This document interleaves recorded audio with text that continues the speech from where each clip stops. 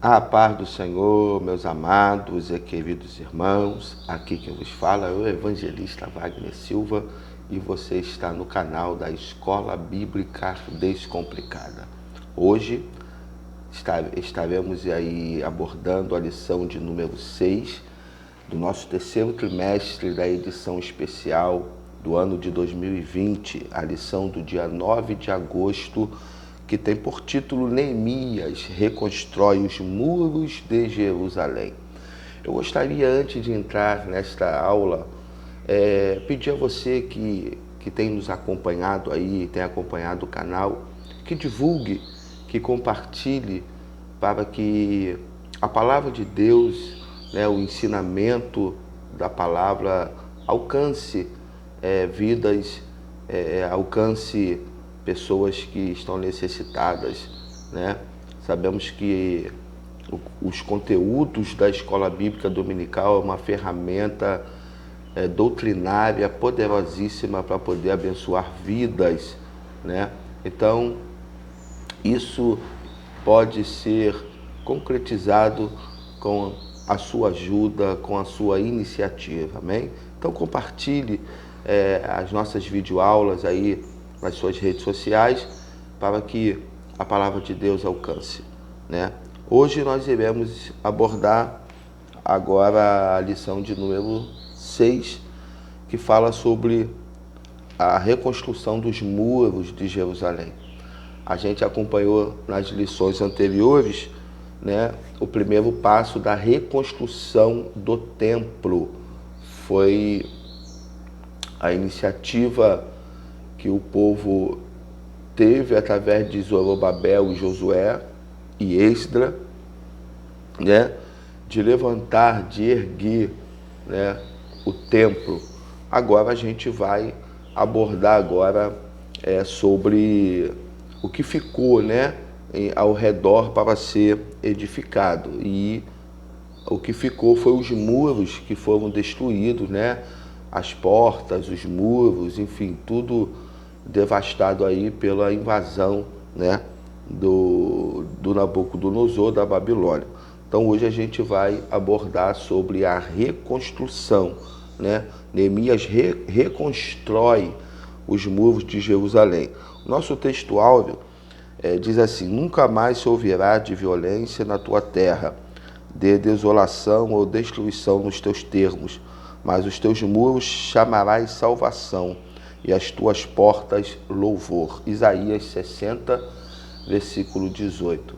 Então perceba que a profecia, né, dita através do profeta Isaías, dizia a respeito dos muros de Jerusalém, que quando reedificado seria conhecido, né, ou chamados como muros da salvação. Tá? Isso é interessante. E mais para frente a gente vai poder ver sobre isso, né? A verdade prática: somente despertados podemos vencer qualquer obstáculo para realizarmos a obra do Senhor. Então, irmãos, todo aquele que está fazendo a obra do Senhor, todo aquele que é despertado para fazer a obra do Senhor, ele vence os obstáculos, né? É disso que precisamos nos dias de hoje, desse despertamento para fazermos a obra do Senhor. A leitura bíblica em classe está aí no livro de Neemias, capítulo 1, versículo de 1 ao 4, capítulo 2, de 1 ao 9. Como a passagem é muito conhecida, né, fala aí sobre a lamentação de Neemias, enfim, eu vou ler alguns versículos aqui. Neemias, capítulo 1, versículo de número 1, fala-nos a respeito de Neemias, né, na fortaleza de Suzã, quando veio Anani, né, um dos seus irmãos, e ele pergunta aí como é que está a sua terra. Vamos lá. As palavras de Neemias, filho de Acalias, esse sucedeu no mês de Quisleu, no ano 20º, estando eu em Suzã, a fortaleza. que veio Anani, um dos meus irmãos, ele e alguns de Judá, e perguntei-lhes pelos judeus que escaparam e que restavam do cativeiro e acerca de Jerusalém. E disseram-me: os restantes que não foram levados para o cativeiro, lá na província, estão em grande miséria e desprezo, e o muro de Jerusalém fendido e as suas portas queimadas a fogo. E sucedeu que, ouvindo eu essas palavras, assentei-me e chorei, e lamentei por alguns dias, e estive jejuando e orando perante o Deus dos céus. Neemias, capítulo 2. Sucedeu, pois, no mês de Nissan, no vigésimo do rei Artaxerxes, que estava posto o vinho diante dele, e eu tomei o vinho e dei ao rei, porém nunca antes estivera triste diante dele. E o rei me disse: por que está triste o teu rosto, pois não estás doente? Não é isso, senão tristeza de coração. Então temi muito em grande maneira. E disse ao rei: viva o rei para sempre, como não estaria triste o meu rosto, estando a cidade, o lugar do sepulcro dos meus pais, assolada e tendo sido consumida as suas portas a fogo. E o rei me disse: que me pedes agora? Então orei ao Senhor dos céus e disse ao rei: se é do agrado do rei, e se o teu servo é aceito em tua presença, peço-te que me envies ajudar a cidade dos sepulcros dos meus pais, para que eu a edifique. Então o rei me disse, estando a rainha sentada junto a ele: quanto durará a tua viagem, e quando voltarás? E aprove ao rei enviar-me, apontando-lhe eu um certo tempo. Disse mais ao rei: se ao rei parece bem, dai-se-me cartas para os governadores da além do rio, para que me deem passagem até que chegue a Judá, como também uma carta para Asaf, guarda do jardim do rei, para que me dê madeira para cobrir as portas do poço da casa e para o muro da cidade, e para a casa em que eu houver de entrar. E o rei mais deu, segundo a boa mão de Deus sobre mim, deu sobre mim. Então vim aos governadores da além do rio e dei-lhe as cartas do rei. E o rei tinha enviado comigo chefes do exército e cavaleiros. Que coisa tremenda, né, irmãos? Quando Deus ele está no negócio, quando Deus quer realizar, todo impedimento ele cai por terra. Ele usa quem ele tem que usar para poder abençoar. A gente percebe que houve um tempo para que Neemias fosse até a sua terra. Neemias está no ano de Quisleu. A gente sabe que no calendário judaico o ano de Quisleu é entre novembro e dezembro. Quando Anani, que é um dos seus irmãos, vem, Neemias agora ele passa a orar. O texto diz que ele se assenta, chora, lamenta por alguns dias. E qual é a primeira atitude de Neemias? A primeira atitude de Neemias é jejuar e orar perante o Deus dos céus. Aí no capítulo 2, no ano de Nissan, no mês de Nissan, no mesmo ano, no ano de Nissan, o ano de Nissan no calendário judaico é entre março e abril, A gente vai perceber que há uma profunda tristeza em Neemias quando ele sabe do estado do seu povo. Então, quando ele é notificado de como está o estado do seu povo e da sua terra, ele vai se lamentar, chorar, ele vai se angustiar e vai orar e jejuar. E a oração e o jejum, de Neemias vai gerar, uma ação de Deus para que Neemias pudesse agora concretizar o que está posto no seu coração. O objetivo geral da nossa lição, irmão, é mostrar que foi Deus quem despertou em Neemias o desejo de restaurar os muros de Jerusalém. Então a gente percebe, irmãos, que tudo gera em torno do despertamento de Deus. Porque sem esse despertamento, com certeza nós não vamos conseguir realizar a obra do Senhor. tá? Os objetivos específicos da nossa lição é mostrar como Deus respondeu às orações de Neemias, saber como foi a ida e a chegada de Neemias a Jerusalém, explicar como Neemias iniciou a reconstrução dos muros, compreender que o levantamento dos muros provocou grande oposição, apontar como foi a inauguração solene dos muros e conscientizar a respeito dos ensinos que a construção do muro nos traz, tá bom? Então, irmãos, vamos lá para a nossa introdução. Nesta lição estudaremos como os muros de Jerusalém foram levantados e como Deus levantou o homem certo para executar esta obra. A obra era de Deus, o qual, como dono da obra, providenciou tudo o que era necessário para a sua realização, desde a autorização do rei para o envio de Neemias até os recursos para custear a construção. Então, irmãos, o ponto que nos chama a atenção é que Deus levantou o homem certo para executar a sua obra. Irmãos, Deus nunca coloca alguém errado para realizar a sua obra. O que pode acontecer é que essa pessoa não pode suportar o peso da responsabilidade. Mas Deus não vai levantar a pessoa errada para a sua obra. Deus vai levantar a pessoa certa, aquela que foi movida, aquela que foi despertada para poder fazer a sua obra. Então, Deus, ele é o estrategista, Deus, ele é aquele que escolhe, aquele que providencia, aquele que vai realizar a sua vontade, tá bom? Bom, o primeiro tópico, nós iremos mostrar que Deus responde às orações de Neemias. Oração sempre é respondida. A gente tem que salientar isso, não é verdade? Então, Deus envia emissários a Neemias. Deus enviou emissário para informar Neemias acerca da situação reinante em Jerusalém. Esta pessoa foi Anani, irmão de Neemias. Anani contou como os judeus que haviam retornado a Judá após o cativeiro estavam em grande miséria.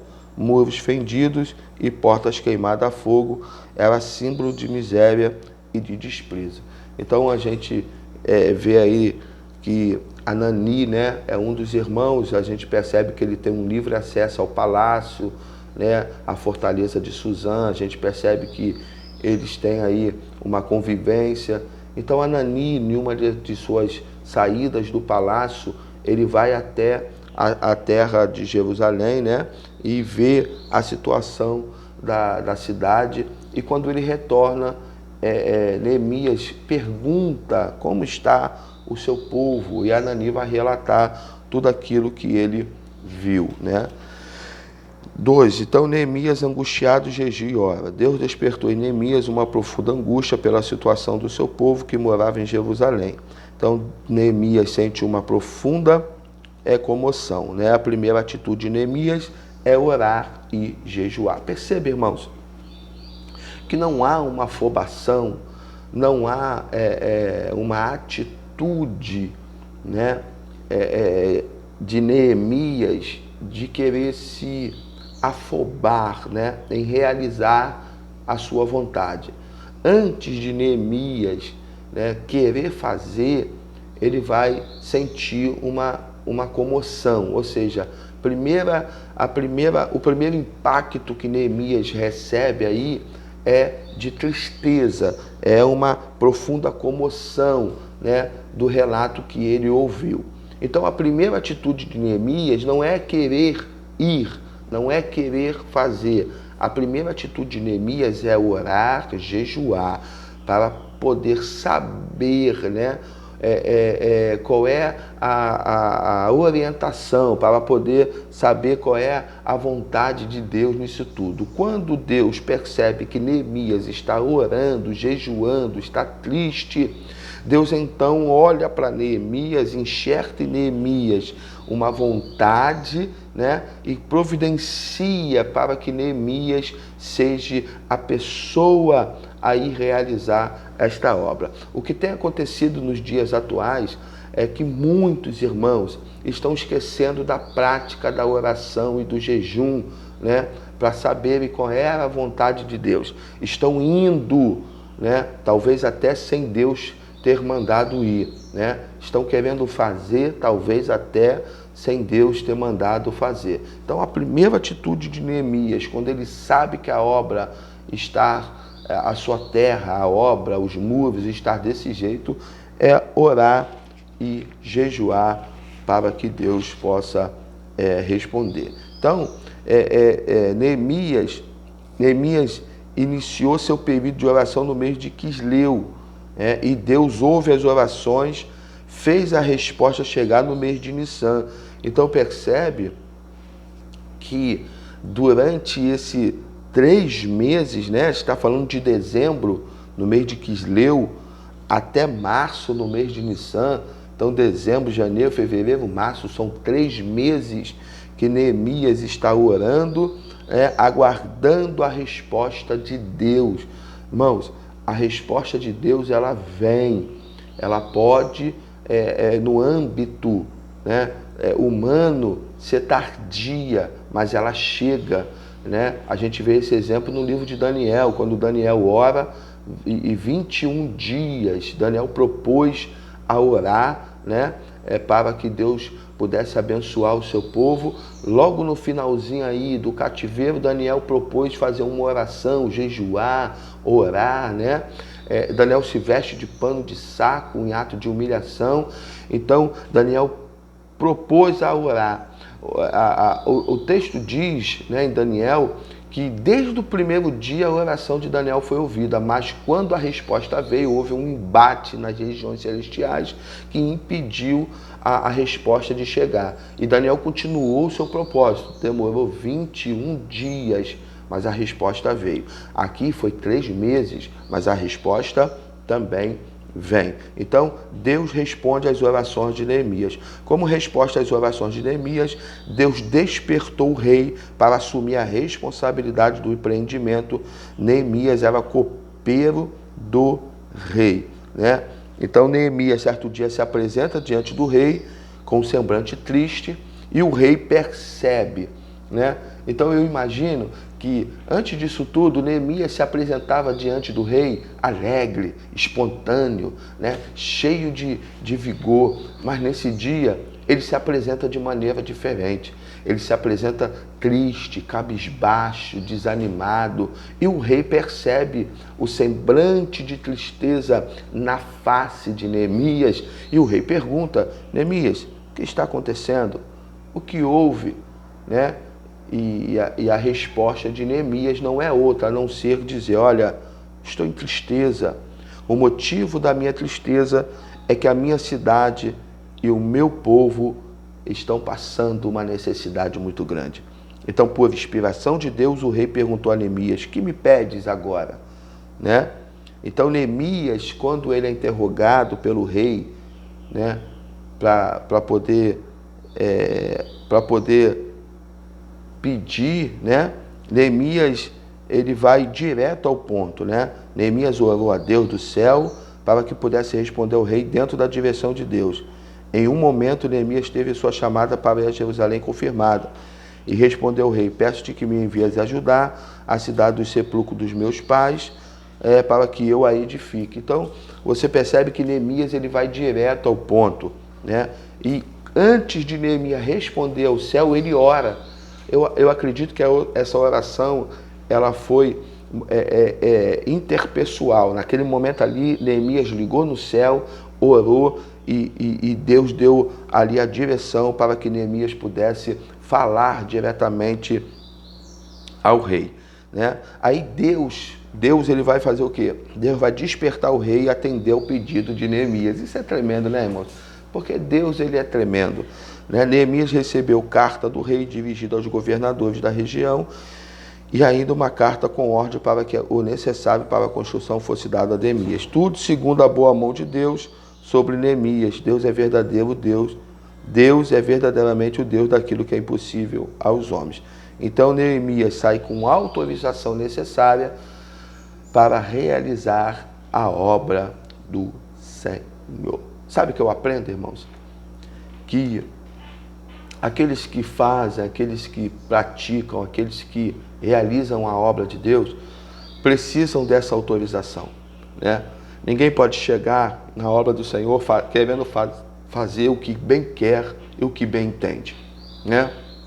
Porque a obra de Deus tem uma direção, existe um decreto, existe uma liderança a ser obedecida. Bom, tópico 2, saber como Neemias chega a Jerusalém. Vamos lá.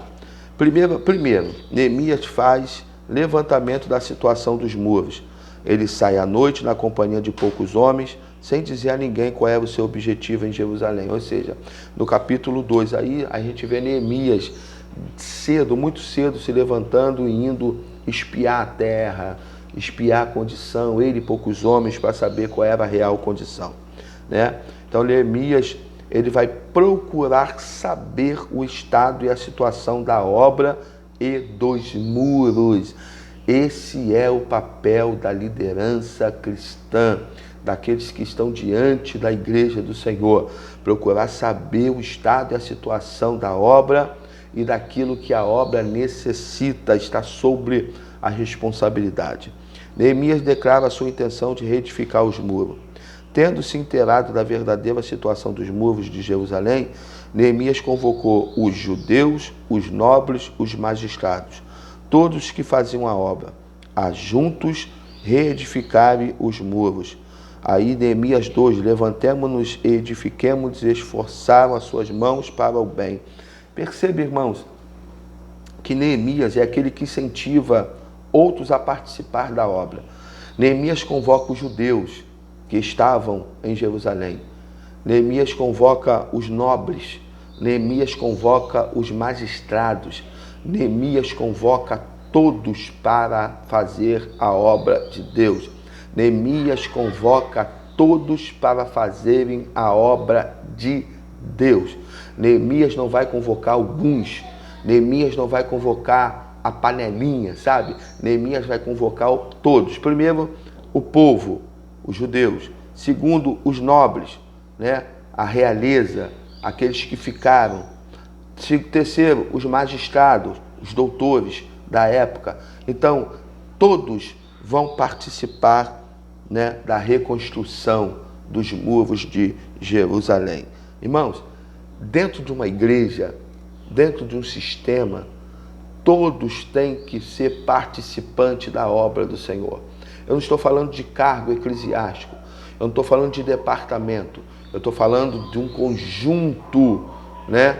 Uma engrenagem onde todos são participantes para a edificação da igreja, para a edificação da obra, para a edificação da casa, tá bom? Então a gente percebe que Neemias, ele é aquele que incentiva a outros a participarem da obra, tá bom? Então, o que temos sido dentro da igreja? Incentivadores, né? Ou a gente tem sido aqueles que não esteja incentivando a outras pessoas, né? Então incentive, seja aquele que incentive, seja aquele que faça com que os outros tenham prazer em participar da obra do Senhor. Vamos lá. Tópico 3, explicar que Neemias inicia o levantamento dos muros. Qual era o plano de Neemias? Era dividir a tarefa da construção em partes, tendo cada parte uma porta simultaneamente lado a lado. Haveria pessoas encarregadas de levantar o muro ao longo de toda a sua extensão, muitas delas edificando o pedaço do muro que ficava em frente à sua própria casa. Havia também grupos encarregados de levar entulho e trazer material. O coração do povo se inclinou a trabalhar, Neemias 4:6, e logo já era possível notar que os muros cresciam e as roturas começavam a ser tapadas. Olha a estratégia de Neemias. Neemias é o líder que sabe dividir tarefas de formas que cada um edifique sua parte, mas em prol da obra. Isso é tremendo, irmãos. Isso é de uma alegria, sabe? Ver a ação de Deus sendo colocado em prática. Sabe o que tem acontecido nos dias de hoje, irmãos? Lideranças perdidas que não sabem, dividir tarefas, funções dentro da igreja e ficam a igreja batendo cabeça entre si. Pare, peça a direção, aleluia, peça direção a Deus para poder fazer a divisão, né, da obra de Deus. Né? Neemias, ele divide as suas tarefas, né? O líder tem que ser divisor de tarefas. Irmãos, eu particularmente não sou muito fã, né, de líder estar envolvido em tudo dentro da igreja. Né? A gente olha para o departamento tal, lá está o pastor. A gente olha para o departamento B, lá está o pastor. A gente olha para o departamento tal, lá está o pastor. Irmãos, não. O líder, ele tem que saber dividir tarefa. Eu não sou muito fã de um pastor, né, estar envolvido em tudo dentro da igreja. Isso é sinal de insegurança.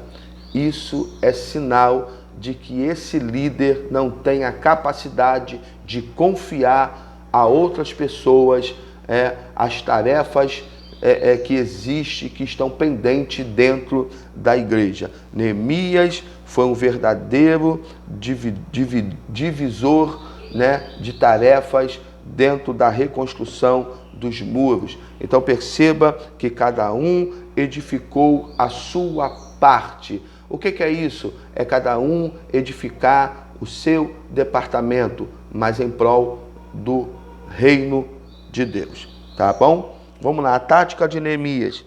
A tática de Neemias de engajar todos os judeus na obra de edificação do muro é um exemplo muito importante a ser seguido pelas igrejas em seu trabalho de evangelização. Neemias tinha um plano que aproveitava todos os que quisessem trabalhar, designando cada um a sua função. Assim também o pastor da igreja deve, na direção do Espírito Santo, orientar os crentes a entregarem-se a Deus para realizarem a obra do Senhor. Trabalhar para o Senhor enche o coração do crente de grande alegria, tá bom? Então Neemias era o líder estimulador, sabia enganjar cada um que quisesse trabalhar. Bom, esse é o papel do líder, né? O papel do líder é fiscalizar, o papel do líder é identificar, o papel do líder é trazer, o papel do líder é estimular e enganjar, né, para que a pessoa trabalhe dentro da obra de Deus. Tá bom? Vamos lá. Tópico 4. Compreender que o levantamento dos muros provou grande oposição, né? Iniciada a edificação dos muros, Sanbalates e Tobia indignam-se grandemente e usavam várias estratégias para fazer parar a obra. Todavia, Neemias e seus liderados, ajudados pelo Senhor, conseguiram vencer todos os obstáculos que se levantaram e trabalharam sem cessar até a conclusão do muro. Né? Aqui, meus irmãos, mais para frente, a gente vai acompanhar aí as diferentes formas de ataques, né? Isso vai se dar lá na lição de número 9, a gente vai estudar sobre isso. Mas Sanbalates e Tobias, né, eles são uma tipologia do adversário, que luta para impedir o avanço da obra de Deus, tá bom? A gente vai... o muro foi concluído, essa vitória teve grande repercussão, até os inimigos tiveram de reconhecer que o nosso Deus fizera esta obra. Então, irmãos, quando a obra está sendo edificada, quando o povo está trabalhando para que a obra aconteça um crescimento, a obra ela é vista, né? Todo mundo vê o crescimento da obra. Assim como ela é vista crescendo, ela também é percebida quando não está boa, quando ela está com dificuldade, né? Então vamos lá. Tópico 5. Apontar que o muro foi solenemente inaugurado. Para a dedicação dos muros, foram convocar todos os levitas, a fim de dedicar os muros com alegria, com louvor, com canto, com saltério, com alaúdes e com harpas, né? A obra é dedicada a Deus, né? E não a quem fez, não é verdade? Então tem gente que quer a glória para si, né? Então, quando Neemias conclui a obra, ele vai fazer uma cerimônia para né, dedicar a obra a Deus, né? Então, purificavam-se os sacerdotes, os levitas, e logo purificavam todo o povo, e as portas e os muros, né? Então, a gente percebe aí que o ato de dedicação incluiu 2 procissões ao longo dos muros, os quais paravam diante da casa de Deus, onde houve sacrifício. A alegria de Jerusalém era tão grande que o som da festa podia ser ouvido de longe. Ou seja, dedicaram os muros, o altar, né, que a gente estudou algumas lições passadas, está levantado, né? Então eles vão até, né, a casa de Deus para sacrificar e oferecer a obra ao Senhor. Não se pode ter outra atitude a não ser celebrar a vitória. O tópico 6, que a gente encerra, é conscientizar. Os muros trazem ensino simbólico importante. A Bíblia fala da salvação como os muros, né? Isaías 26:1. Os teus muros chamarás salvação e as tuas portas louvor. E ainda uma forte cidade temos a quem Deus pôs a salvação, muros e antimuros. Os muros, né, são para a proteção para os salvos, né? O muro da salvação fala da divina proteção que beneficia aqueles que se abrigam dentro dele. Observamos que o levantamento dos muros foi resultado de um despertamento. O crente despertado sente uma imperiosa necessidade de conservar-se dentro dos muros da salvação, onde ele é protegido pela excelente grandeza do poder de Deus. Então os muros falam de despertamento e necessidade de estarmos sempre do lado de dentro e não do lado de fora. Os muros falam de proteção, de salvação, e estando do lado de dentro dele, estamos protegidos pelo Senhor. O muro da salvação é uma permanente linha divisória entre o reino de Deus e o reino deste mundo. Fronteiras deste mundo foram muitas vezes alteradas, porém a fronteira entre o reino da luz e o reino das trevas continua inalterada. Então os muros criam uma separação do reino de Deus e o reino das trevas. É o que vai ser dito, né? Que comunhão tem a luz com as trevas? Segundo Coríntios 6,14. Ninguém pode servir a Deus e a Mamão. Mateus 6,24. Que nós possamos estar do lado de dentro dessas muralhas impenetráveis, imbatíveis, que se chama de Cristo Jesus. Amém? Bom, chegamos ao fim de mais uma aula da nossa Escola Bíblica Dominical. Espero que você possa ter aí, espero que a lição de hoje possa ter edificado a sua vida e possa ter despertado você, líder, a estar buscando a direção de Deus para que a obra do Senhor seja edificada de maneira correta e de maneira poderosa e vitoriosa. Até a nossa próxima videoaula, estaremos aqui, querendo Deus, para mais uma super lição da nossa Escola Bíblica Dominical. Que Deus te abençoe. Não esqueça, curta aí o nosso canal, inscreva-se, divulgue, aleluia, para que a palavra de Deus seja alcançada por vidas que necessitam de ouvi-la. Amém? Que Deus te abençoe.